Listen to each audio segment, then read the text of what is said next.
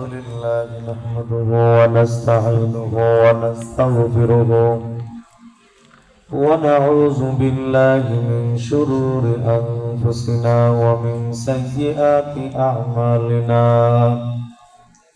من يهد الله فلا مضل له ومن يضلله فلا هادي له ونشهد أن لا إله إلا الله وحده لا شريك له أما بعد فأعوذ بالله من الشيطان الرجيم بسم الله الرحمن الرحيم ألف لام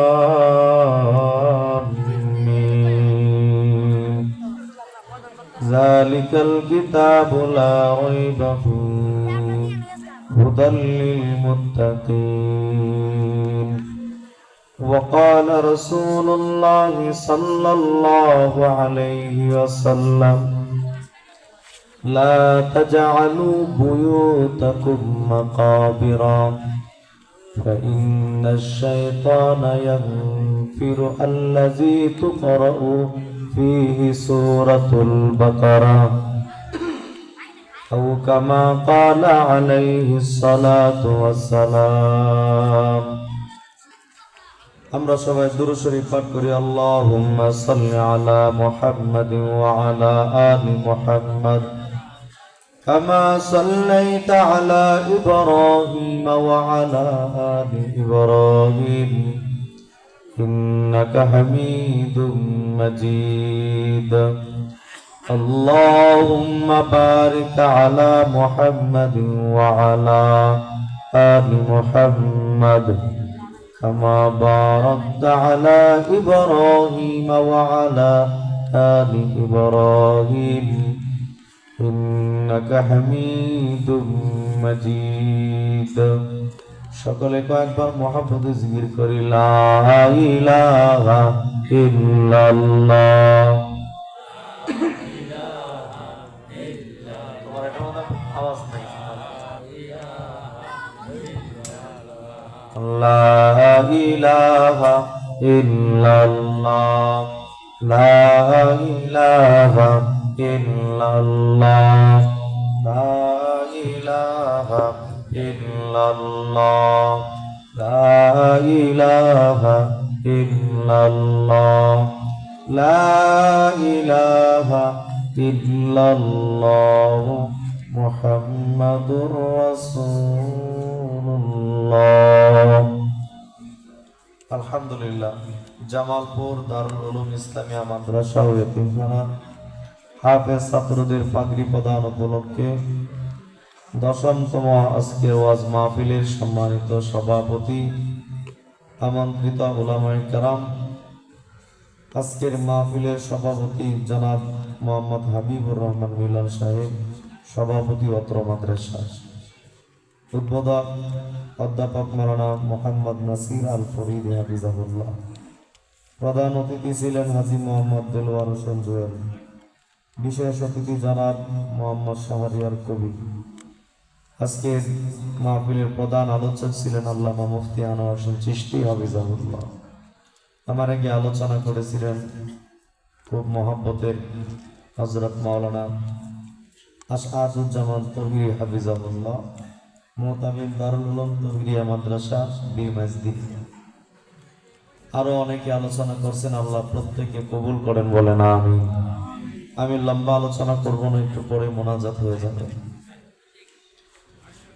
আমি আপনাদের সামনে সূরাতুল বাকারা শুরু লগ্নে দুইটি আয়াতে কারিমা তেলাওয়াত করছি। সূরাতুল বাকারাটা এমন এক দামি সূরা, 30 পারা কোরআনে কারিমে আল্লাহ তাআলা 114টি সূরা নাযিল করেছেন। 114 সূরার ভিতরে সবচেয়ে বড় সূরা হলো সূরাতুল বাকারা। কোরআনে কারিমে এর চাইতে বড় কোনো সূরা কোরআনে নেই। এটা অত্যন্ত দামি সূরা। এই সূরার মহত্ব তাফসীরে জামালের মধ্যে উল্লেখ করছেন, সূরাতুল বাকারাতি ফিহা আলফু আমরিন ওয়া আলফু নাহয়িন ওয়া আলফু হিকামিন ওয়া আলফু খাবারিন। সূরাতুল বাকারার ভিতরে আল্লাহ তাআলা গোটা মানব জাতির জন্য 1000 আদেশ নাজিল করছে। এই সূরার বাকারার ভিতরে 1000 নিষেধ আছে। এই সূরাতুল বাকারার ভিতরে 1000 হিকমত আছে। এই সূরা বাকারার ভিতরে 1000 খবর আছে। খবর মানে সুসংবাদ। এটা এমন এক দামি সূরা, আখযুহা বারাকাতুন ওয়া তারকুহা হাসারাতুন। যারা এই সূরা বাকারাকে গ্রহণ করে আল্লাহ তার জিন্দেগিটাকে বরকতময় করে দেয়, আর যারা সূরাতুল বাকারাকে ছেড়ে দেয় তার জীবনটা পরিতাপের বিষয় হয়ে যায়। এই জন্য রাসূল করিম সাল্লাল্লাহু আলাইহি সাল্লাম বলেন, লা তাজআলু বুয়ুতাকুম মাকাবিরা। এই আমার উম্মতেরা, তোমরা তোমাদের ঘরকে কবরস্থান বানায়ো না। যে ঘরের মধ্যে আল্লাযী তুকরাউ ফীহি সূরাতুল বাকারা, যেই ঘরের ভিতরে সূরাতুল বাকারা পাঠ করা হয়, আল্লাহর নবী বলেন, ইয়ানফিরু ফা ইন্নাশ শাইতানা ইয়ানফিরু। নিশ্চয় শয়তান ওই ঘর থেকে সাথে সাথে পলায়ন করে। যে ঘরে সূরা বাকারা তেলাওয়াত চলে না, এই ঘরের ভিতরে শয়তানের বাসা বসে। আর যেই ঘরের ভিতরে সূরা বাকারার তেলাওয়াত চলে, ওই ঘরে 3 দিন পর্যন্ত, আরেক হাদিসে আছে 3 দিন পর্যন্ত মারাদাতুশ শায়াতিন, 3 দিন পর্যন্ত শয়তান ওই ঘরে প্রবেশ করতে পারে না। বলেন সুবহানাল্লাহ। এটা হলো ফজিলত। আরো অনেক ফজিলত আছে, ওই দিকে যাব না। এবার আসেন আমরা জানি এই সূরাটার নাম হলো বাকারা। বলেন সূরাটার নাম কি? একটু মজার আলোচনা কিন্তু আসতেছে, মনোযোগ দিয়ে শুনবেন। এমন একটা আলোচনা করবো, ভালো লাগবে ইনশাআল্লাহ। বাকারা শব্দের অর্থ হলো গাবি। বলেন বাকারা শব্দের অর্থ কি? গাবি। গাবি চিনেননি? কার কার বাড়িতে গাবি আছে? এতলেন তো মাত্র 4-5 জন বাড়িতে গাবি। মাশাআল্লাহ, হাত নামান। গাবি কোরআনে কারীমের এত বড় একটা সূরা, যেই সূরার নাম হলো সূরাতুল গাবি। একটু আশ্চর্য লাগে না আমাদের কাছে? এতগুলো নাম থাকতে আল্লাহ গাবি কেন রাখছে? মুফাসসিরিনে কেরামগণ বলেন, কোরআনে কারীমের ভিতরে যে সূরাটার নাম রাখছে আল্লাহ তাআলা সূরাতুল গাবি, অর্থাৎ সূরাতুল বাকারা। এই বাকারা সূরার ভিতরে এমন একটি গাবির ঘটনা আছে, যে ঘটনাটা আল্লাহ তাআলার কাছে অনেক দামি। এই ঘটনার মাধ্যমে আল্লাহ তাআলা মানব জাতিকে অনেকগুলো মেসেজ দিয়েছেন। এই কারণে সূরার নাম রাখছে সূরাতুল গাবি। এটা ঐতিহাসিক একটা গাবির আলোচনা এই সূরার ভিতরে আছে। মুফাসসিরিনে কেরামগণ বলেন, কোন গাবির কথা আল্লাহ তাআলা কোরআনে আলোচনা করছে? কোন গাবি? কয়টা হলো ওই গাবি, বনি ইসরাইলের মধ্যে একজন ধনাঢ্য ব্যক্তি হত্যা হয়েছিল। কোটি টাকার মালিক তাকে হত্যা করে ফেলছে। এই হত্যাকারীর রহস্য বাইর করার জন্য আল্লাহ যে গাবির বর্ণনা দিয়েছিলেন, সেই গাবির নামে সূরার নাম রাখছে সূরাতুল বাকারা। বলেন সুবহানাল্লাহ। একটু গাবির ঘটনাটা জানেন, ভালো করে শুনবেন। এই সেলাই কি দুষ্টামি করো? আশেপাশে কেউ কথা বলবেন না, আশেপাশে কেউ কথা বলবেন না। স্টেজের পিছনে কে কথা বলতেছেন? আস্তে কথা বলেন, আর কিন্তু মনোযোগ পেরালাম।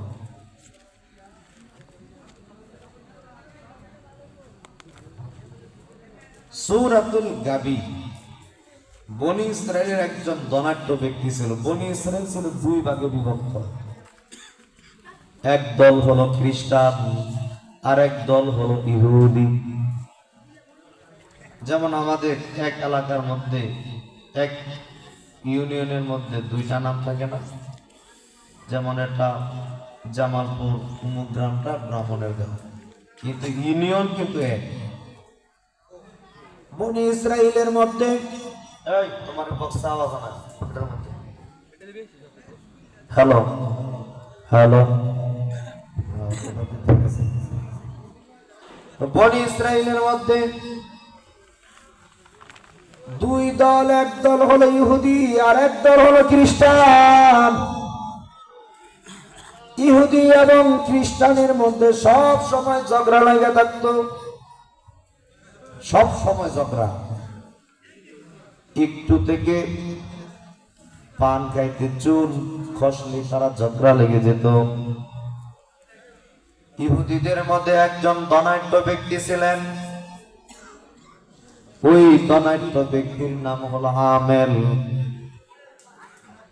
আমেলের কোনো ছেলে সন্তান ছিল না। আবার কোন কোন মুফাসসিররা বলছেন তার একটা কন্যা সন্তান ছিল। আবার কেউ কেউ বলছেন তার কোনো সন্তানই ছিল না। আমেল নামক একজন ব্যক্তি কোটি টাকার মালিক। তার সমস্ত সম্পদগুলো দেখাশোনা করার জন্য তার দুইজন ভাতিজা ছিল। ভাতিজা একদিন ডাক দিয়া বলেন, রাত যখন গভীর হয়ে গেছে, চাচাকে গিয়া বলেন, ও চাচা, আমরাই তো আপনার সন্তান, আপনার যত সম্পদ আদি আছি, আপনি মারা যাওয়ার আগে আমাদের নামে সম্পদগুলো লিখে দিয়া যান, আপনার সম্পদগুলো আমাদেরকে লিখে দেন। চাচা বলল, ভাতিজারা, আমি মারা গেলে তো এমনি তোমরা আমার সম্পদগুলো পাইবা, কেন তোমাদেরকে লিখে দিতে হবে? চাচা রাজি হয় না সম্পদগুলো লিখে দিতে, চাচা রাজি হয় না। প্রতিদিন বারবার বলে, কিন্তু চাচা রাজি হয় না। চাচা যখন রাজি হয় না, তখন দুই ভাতিজা পরামর্শ করল, চাচার সম্পদ যদি আমরা নিতে চাই, তাহলে আমাদের উচিত হবে চাচাকে আজকে রাত্রি হত্যা করে ফেলা। এই জমিনে যত মারামারি আর মামলা মোকদ্দমা হয়, সব হলো সম্পদ লইয়া। কি ঠিক না? যত মারামারি আর কিলাকিলি সমাজের ভিতরে হয়, বেশিরভাগ মারামারি আর কিলাকিলি হয় সম্পদ লইয়া। দুই ভাতিজা চিন্তা করে ফেলছে, চাচাকে হত্যা করে ফেলবে। তাই রাত যখন গভীর হয়ে গেছে, দুই ভাতিজা চাচাকে হত্যা করে ফেললো। হে মুসলমান, কেন সূরাতুল বাকারা, কেন সূরাতুল গাবি রাখছি? কেন? এই বিষয়টা বোঝাবার জন্য ঘটনাটা টানছি, একটু মনোযোগ দিয়ে শুনবেন। দুই ভাতিজা চাচাকে যখন হত্যা করে ফেলল, যারা হত্যা করছে তারা হলো ইহুদি। আর এই জমিনের মধ্যে সবচেয়ে খারাপ জাতি হলো ইহুদিরা। ইহুদিরা হলো সবচেয়ে খারাপ জাতি। তারা মুসলমানদেরকে সহ্য করতে পারে না। এই জমিনে যত মুসলমান মারতেছে, বেশিরভাগ হলো তারা ইহুদি। এই যে মিয়ানমারে মুসলমানদেরকে নির্মম ভাবে তারা হত্যা করছে, ওয়াং সং সুচি, সে ছিল ইহুদি। এই জমিনে সবচেয়ে খারাপ ধর্ম যেটা, সেটা হলো ইহুদি ধর্মবাদী। খ্রিস্টানরা মোটামুটি ভদ্র আছে, তাদের মতো এত অশৃঙ্খল না। ইহুদিরা দুই ভাতিজা চাচাকে হত্যা করার পরে দুইজনে পরামর্শ করি, আমাদের চাচাকে যদি বাড়ির মধ্যে রাখি এলাকার সব মানুষ বুঝে যাবে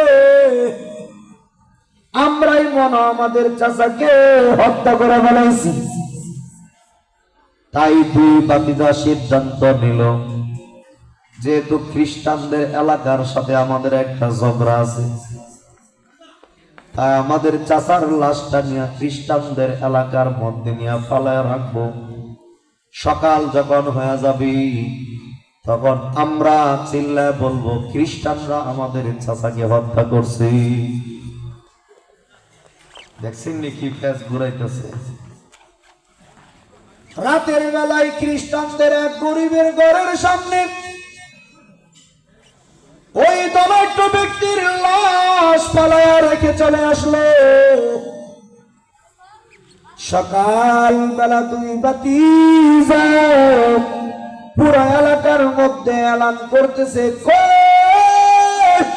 আমাদের চাচা কই, আমাদের চাচাকে তো খুঁজে পাওয়া যায় না, কে যেন আমাদের চাচাকে গুম করে ফেলাইছে। পুরো এলাকার মধ্যে সুরের মার বড় গলা, একটা কথা আছে না নাই, সুরের মার বড় গলা। তারা দুইজনে হত্যা করে তারাই পুরো এলাকা গরম বানায় লাইতেছে, আমাদের চাচা কই, কে যেন গুম করে ফেলাইছে। এলাকার মানুষের ভিতরে একটা আনাগোনা শুরু হয়ে গেল। আনাগোনা এমন ভাবে শুরু হয়ে গেছে, এলাকার মধ্যে সবচেয়ে ধনী ব্যক্তি হত্যা হয়ে গেছে। বনি ইসরায়েলের মধ্যে সবচেয়ে ধনী ছিল এই ব্যক্তি, এত ধনী ছিল, এত সম্পদের মালিক ছিল, তাকে হত্যা খুঁজে পাওয়া যায় না। এটা একটা আলোচনা হবে কি হবে না? হবে। ধনাঢ্য ব্যক্তিকে তালাশ করতেছে, তালাশ করতে করতে দুই ভাতিজা যে এলাকার মতো লাশ নিয়ে বলাইছে। খ্রিস্টান এক গরিবের ঘরের সামনে দাঁড়া গেছে, গিয়া দেখে একজন গরিব মানুষ তার ঘরের সামনে ধনাঢ্য ব্যক্তির লাশ পাওয়া গেছে। এবার দুই ভাতিজা এলাকার মানুষের জমা করিয়া এলাকার বড় বড় নেতা, বড় বড় পণ্ডিত, বড় বড় মাতাব্বররা একত্রিত হয়ে গেল। ওই গরিবের বাড়ির সামনে যখন লাশ দেখা পাইল, ইহুদি গোষ্ঠীরা বলে, হ্যাঁ গরিব, তুই তো খ্রিস্টান, তুই আমাদের চাচাকে হত্যা করছিস। এই জমিনে কোটিপতিরা আকাম করে গরিবদের উপরে দোষ চাপায়, কথা ঠিক কিনা? কোটিপতিরা আকাম করে অবশেষে গরিবদেরকে দোষ পাবে। গত কয়েক বছর আগে এমন ঘটনা বাংলাদেশে ঘটছে, হত্যা করছে এক বড় নেতা, এই দোষ আইনা ফেলাইছে এক পাগলের রূপে, এমন হত্যা করে লাইছে। সমস্ত ইহুদিরা ওই গরিবের ব্যাপারে খেপে গেল, তুই তো আমাদের চাচাকে হত্যা করছস, তুই তো আমাদের চাচাকে হত্যা করছস। বুঝি না এরকম মাইকের আওয়াজ একবার বার একবার কোন কারণটা কি? আচ্ছা আচ্ছা বুঝতেছি। আচ্ছা আমরা কথা কই না, একটা জামাল হইতাছে, এই দিকটা কথা কইলে কথা নাই। হ্যালো হ্যালো, সাড়ে যেত না মানে মাঝখানে রাখতে হইব। বালা দুইটা মাউথ কিনবা, বুঝছো নি? মাইক তো ভালো, একটু ভালো দামি মাউথ লাগাইবা, ভালো আওয়াজ দিব। তোমরা তো আজকে যাবে, আমার তো প্রতিদিন মাফি। এখানে বয়ান করে যদি গলা শেষ করে লাই, কালকে গিয়ে কি করো? আগামীকালকে দুইটা মাফি। আল্লাহ, মাইক ভালো, কিন্তু মাউথের একটা সমস্যা। আচ্ছা, আপনারা বয়ান বুঝতেছেন নি? মজার জায়গায় আসতেছি। কেন রাখছে গাবি সূরার নাম? এই প্রশ্নটা মনে রাখবেন। ধনাঢ্য ব্যক্তিকে যখন হত্যা করে তার লাশ পাওয়া গেল এলাকায়, তখন খ্রিস্টানরা আশ্চর্য হয়ে গেছে যে আমাদেরকে পরিকল্পিতভাবে আমাদের উপর দোষ চাপানোর চেষ্টা করতেছে ইহুদিরা। তারা নিজেরাই তাদের চাচাকে হত্যা করে আমাদের উপর দোষ ফালাইতেছে। এই কথা বলার পর দুই এলাকার মধ্যে সংঘর্ষ শুরু হয়ে যাইতেছে, মারামারি লেগে দেব। যেমন আমরা রায়পুর আমাদের বাড়ি, দুই এলাকার কিচ্ছু থেকে কিচ্ছু হইলেই আরে বাবা রে বাবা, বড় বড় টেরা যেগুলো আছে এগুলো বাইর করে পুরা এলাকা। মনে করেন ব্রাহ্মণের গাঁও এক এলাকা, এক রিক্সাওয়ালা বা টেম্পু গাঞ্জা ঘোর একটা কিছু কইছে, আর এক গাঞ্জা ঘোরের লোকে, পরিশেষে দেখা যায় এই দুই গাঞ্জা ঘোরের পক্ষে দুই এলাকার মানুষ এক হয়ে যায়। এখন মোটামুটি আলহামদুলিল্লাহ অনেকটা পরিবর্তন হয়েছে, এখন অনেকটা পরিবর্তন আলহামদুলিল্লাহ। এখন আলেম ওলামা অনেক বাড়ছে, এই জাহালাত গুলো দূর হইতেছে। তো দুই এলাকার ভিতরে মারামারি উপক্রম শুরু হয়ে গেল। তুমি একটা কাজ করো, দুইটা মাওত না একটা মাওত বললাম, আর একটা অফ করে দেবো।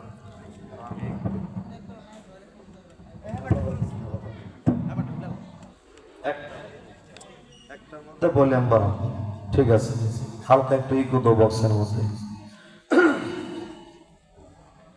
তো দুই এলাকার মধ্যে এমন ভাবে মারামারি শুরু হয়ে যেতেছে, রক্তপাত ঘটবে ধনাঢ্য ব্যক্তিকে নিয়ে।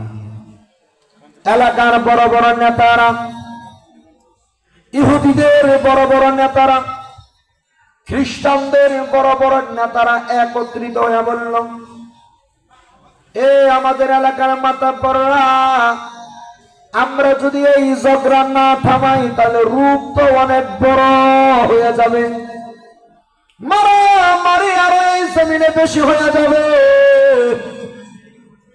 চলো আমরা একটা সমাধান করার চেষ্টা করি, কে হত্যা করছে রহস্য বের করার চেষ্টা করি। তখন বড় বড় নেতারা সিদ্ধান্ত নিছে, আমরা কেন পরস্পরে মারামারি করি, যেহেতু আমাদের জামানায় মুসা নবী বিদ্যমান, উনি তো আল্লাহর সাথে গভীর সম্পর্ক।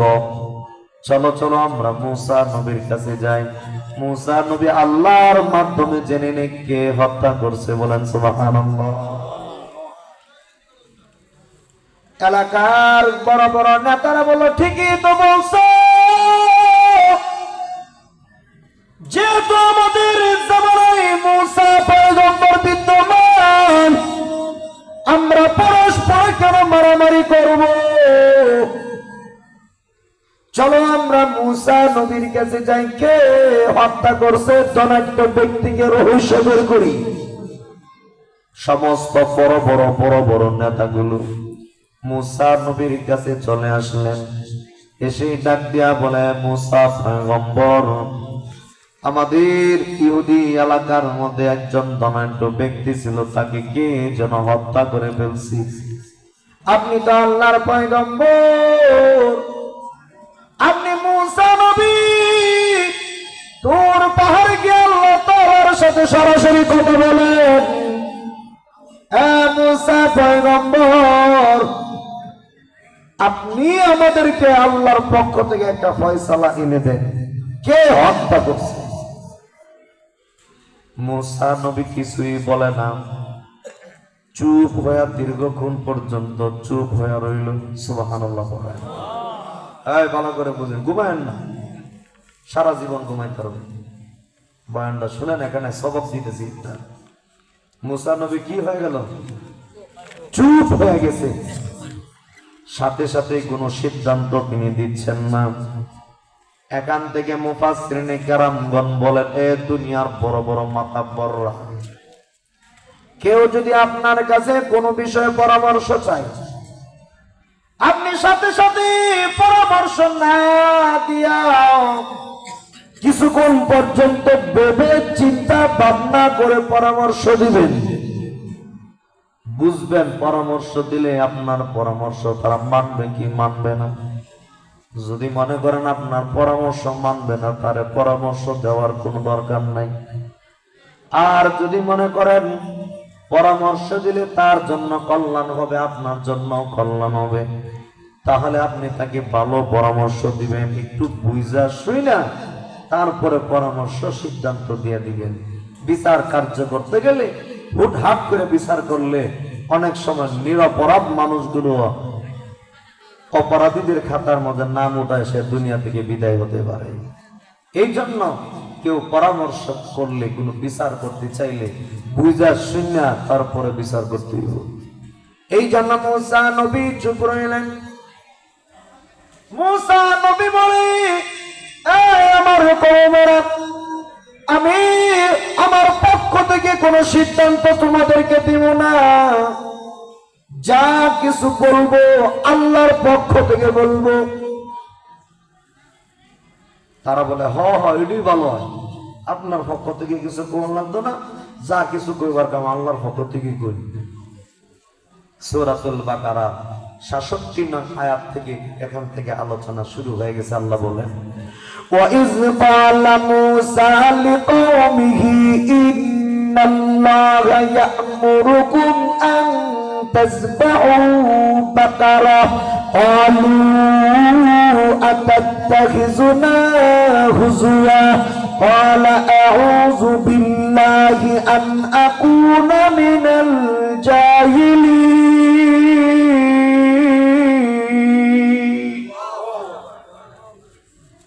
وَإِذْ قَالَ مُوسَى, আল্লাহ তাআলা বলেন আমাদের নবীকে, হে নবী আপনি স্মরণ করুন ওই দিনের ঘটনা, যেই দিন মুসা তার উম্মতকে বলেছিল, এ কাফেরের দলেরা, তোমরা যদি হত্যাকারী বের করতে চাও তাহলে আল্লাহ তোমাদেরকে আদেশ করছেন, ইন্নাল্লাহা ইয়া'মুরুকুম আন তাযবাহু বাকারা। এই যে এখান থেকে এই সূরার নাম রাখছে সূরাতুল বাকারা। বলেন সুবহানাল্লাহ।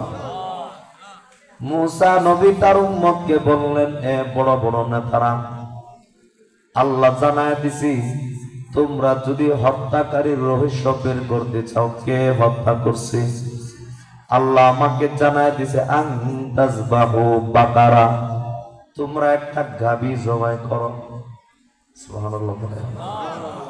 কি জবাই করার জন্য বলছে? এখন প্রশ্ন হতে পারে, হুজুর হত্যাকারী বের করার জন্য কেন গাভী জবাই করা লাগবে?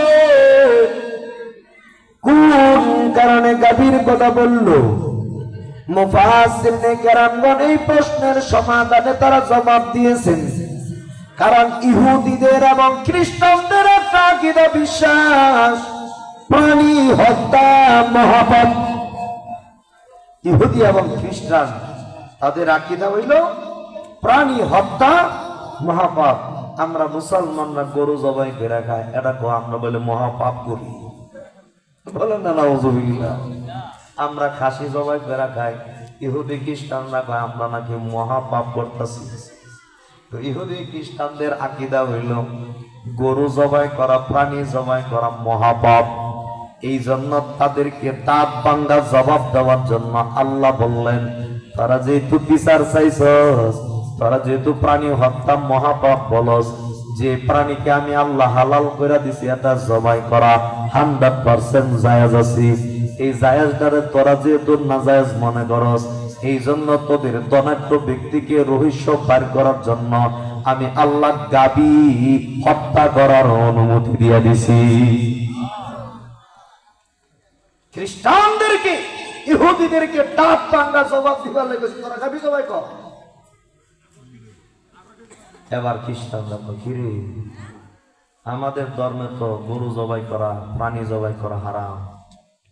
এখন মুসা নবী কি কও, প্রাণী হত্যা করে আমরা মহাপাপ করতাম? না না, প্রাণী জবাই করুন যেত না।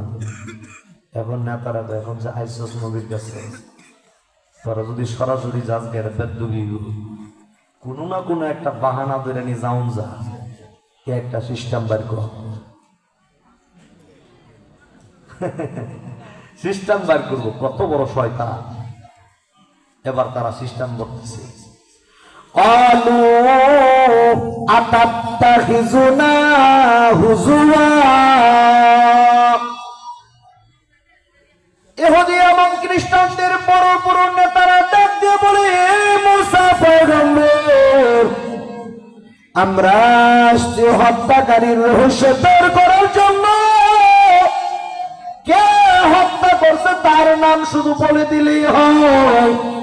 কেন তুমি তোমার আল্লাহ বলল গাবি জবাই করার জন্য, তুমি কি আমাদের সাথে আতাত্তাখিজুনা হুজুয়া, তুমি কি আমাদের সাথে ঠাট্টা মশকারি করনি? নাউজুবিল্লাহ পড়েন না। একজন নবী ঠাট্টা মশকারি করতে রে, ওই যে গরু জবাই করার কথা বলছে এরা কয় তো ঠাট্টা মশকারি করতেছে। আতাত্তাখিজুনা হুজুয়া, তুমি কি আমাদের সাথে ঠাট্টা মশকারি করো? এবার দেখেন মুসা নবী কি বলে। قال أعوذ بالله أن أكون من الجاهلين। এই ইহুদি এবং খ্রিস্টানের কাফেরের দলেরা, আমি মুসা একজন নবী, আমি একজন নবী হই, উম্মতের সাথে আমি ঠাট্টা মশকারি করতে পারি না। আমি মুসা নবী সমস্ত জাহালাত, অজ্ঞতা, ঠাট্টা মশকারি থেকে আমি আল্লাহর কাছে পানা চাইতেছি। আমি নবী, কোনদিন ঠাট্টা মশকারি করতে পারি না। বলেন সুবহানাল্লাহ।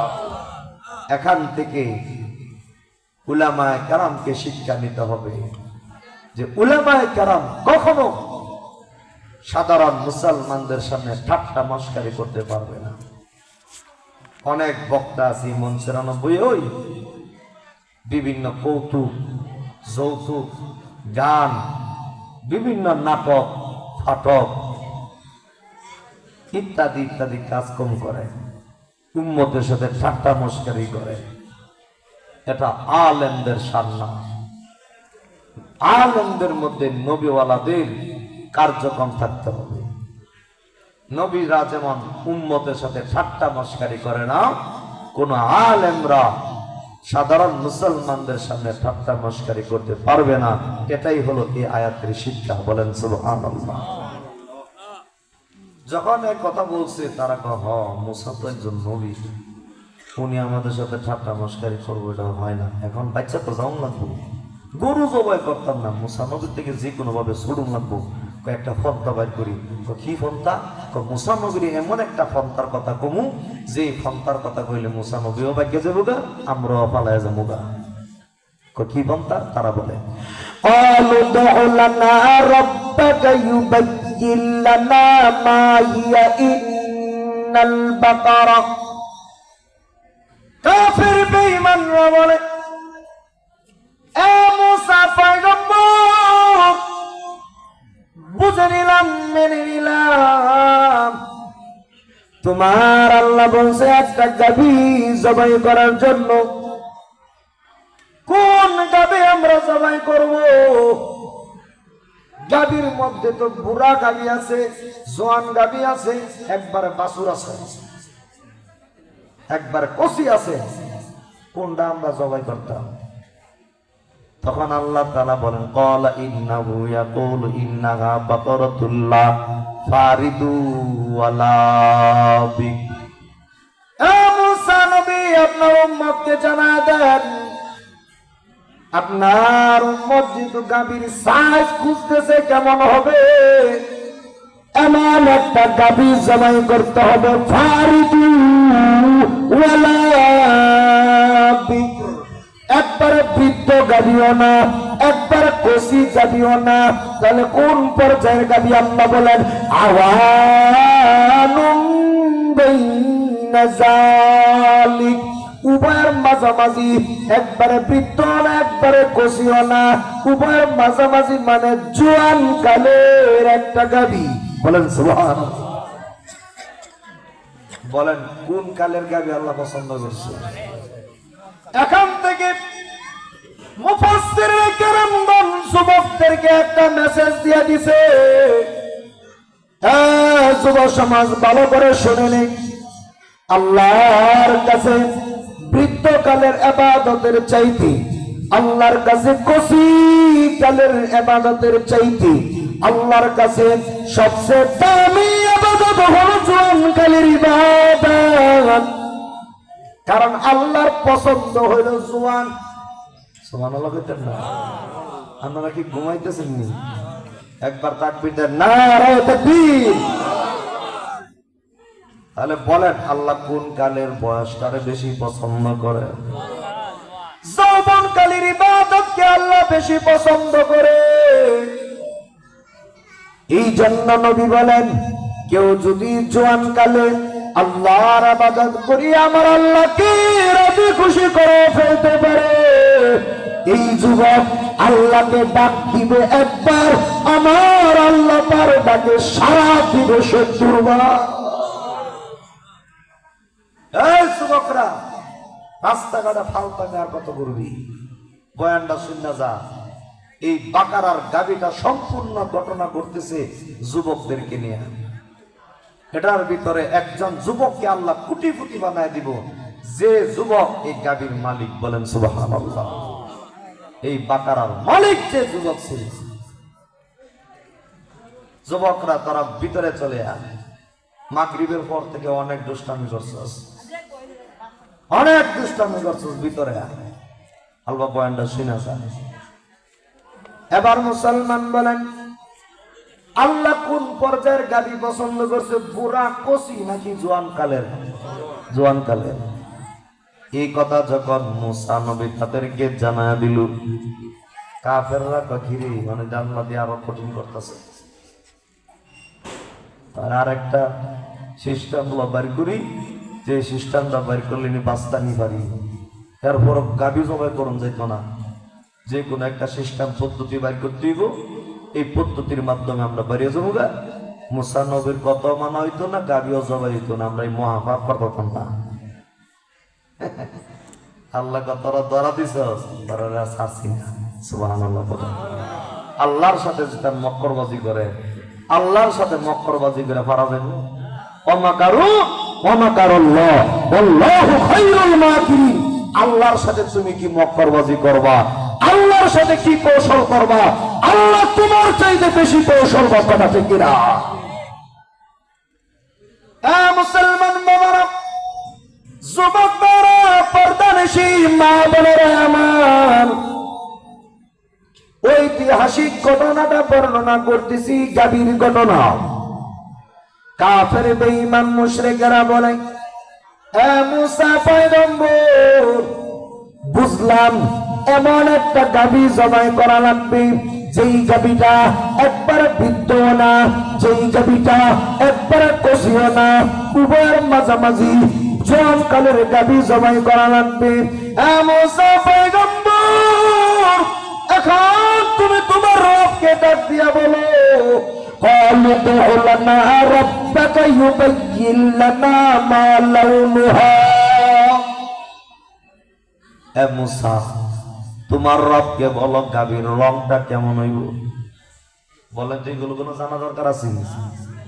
গাভী জবাই করার কথা বলছে, গাভী জবাই করলেই তো এরা খালি ফেসাইতেছে। হ্যাঁ, গাভীর রংটা কেমন হইব তোমার আল্লাহর কইতো। এবার আল্লাহ বলেন, হে মুসা পয়গম্বর, এমন একটা গাভী জবাই করা লাগবে যে গাভীটা হলো সফর, হলুদ বর্ণের গাভী। কইছিনি কঠিনি বা বাপ জন্মে কোনোদিন দেখছেনি হলুদ রঙের কোন গাভী? এই যে হলুদ মানে দেখেন, এই যে হলুদ, এই হলুদ খালি হলুদ হলে ছোট না, ফাঁকে হল্লাউলুহা, গাঢ় বর্ণের হলুদ হইতে। এবার দিছে কঠিন করে, গাভী গাঢ় বর্ণের হলুদ। শুধু গাভী বর্ণের হইলেই চলবে না, আর একটা শর্ত লাগাইছে, তাসুরুন নাজিরিন, যাতে দেখনে যারা যারা গাভীটারে দেখবে সেই কাছে না তাসুর মানে আনন্দ পাই, নাজিরিন মানে দেখনেওয়ালারা। যেমন আমরা কুরবানির সময় যখন গরু কিনে আনি, আপনি যদি ভালো একটা সুন্দর গরু আনেন, অনেক মানুষ আপনার বাড়িতে যায় আপনার পশুটারে দেখার জন্য, কথা ঠিকই না? আল্লাহ বলেন শুধু হলুদ বর্ণের হইলেই চলতো না, গাঢ় বর্ণের হলুদ গাবি লাগবে। খালি হলুদ গাঢ় বর্ণের হলুদ হইলেই চলতো না, দ্বিতীয় নাম্বার শর্ত হইল এমন সুন্দর গাবি হইতে হবে যে গাবিটা দেখা হাজার হাজার মানুষ আনন্দ পায়। দিছে এবার কঠিন করিয়া। এখন কাফেররা ঘিরে পশ্চিত বিপদে, কি বিপদ? এমন গাভীর কথা কইছি একবারে বুদ্ধ না জোয়ানো, কচিও না, একবারে জোয়ান কালের। আমরা সে ইসলাম আর একটু মক্করবাজি করে বেঁচে যেতাম গা। এখন গাভীর রং যে কইছে আল্লাহতে এমন রঙের কথা কইছি, পুরো বিশ্বের মধ্যে এমন রঙের কোন গাভী তো আমরা জীবনও দেখছি না। এখন কি করা যায়? ইহুদি এবং খ্রিস্টানদের বড় বড় নেতারা কানে কানে কয়, চল আর একটা পদ্ধতি বাড়ি করি। কি পদ্ধতি? আল্লাহ বলে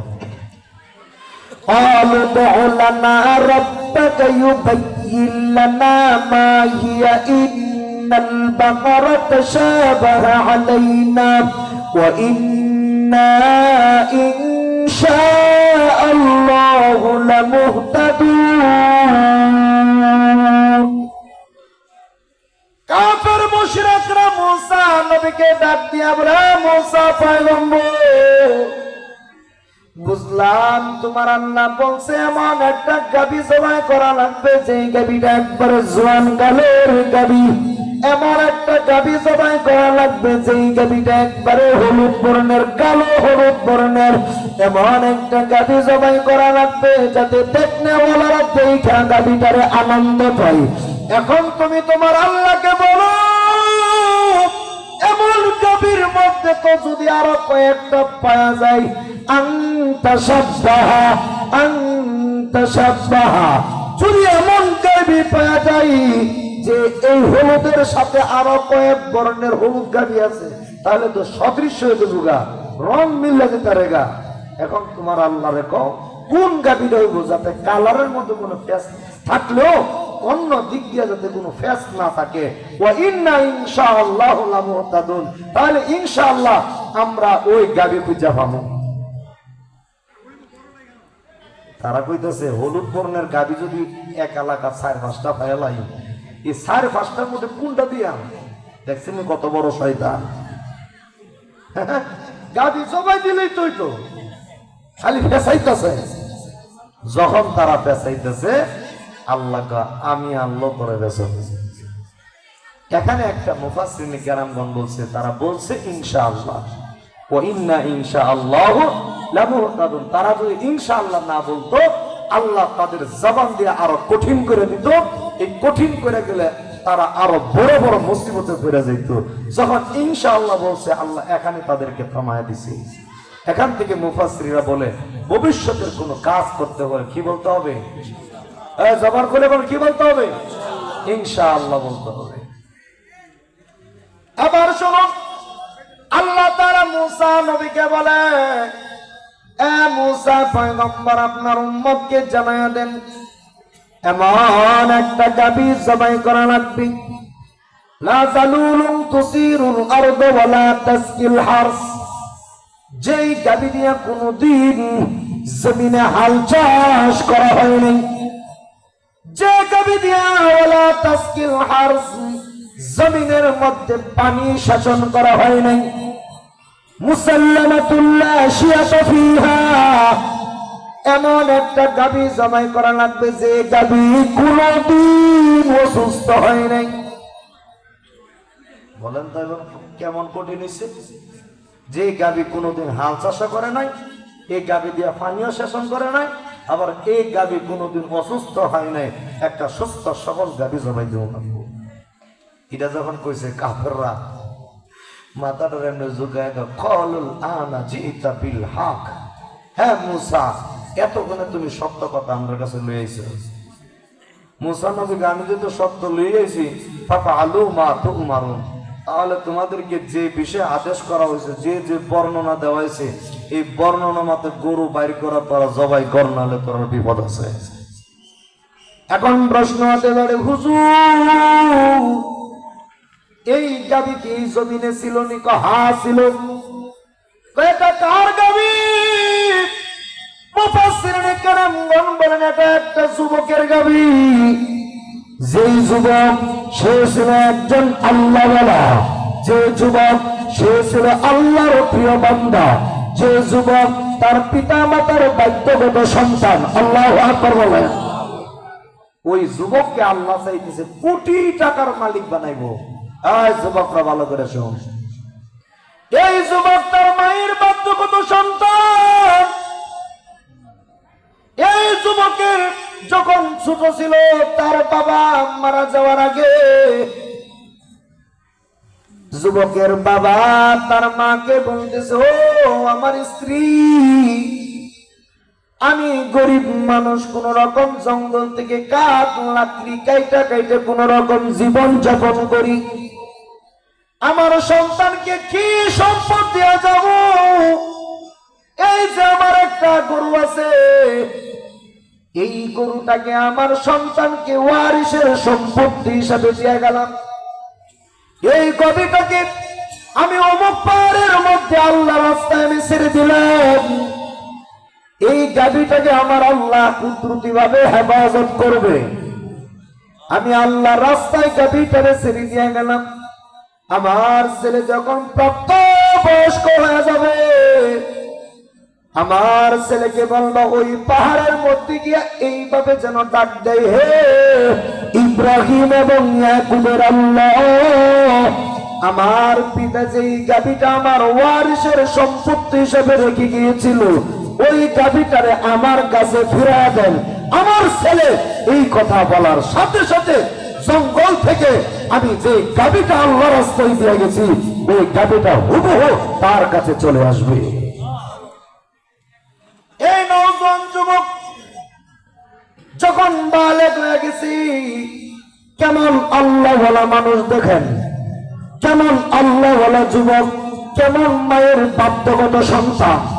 এখান থেকে মুফাসসিরিনে কেরামগণ বলেন, যে সমস্ত সন্তানরা তার পিতা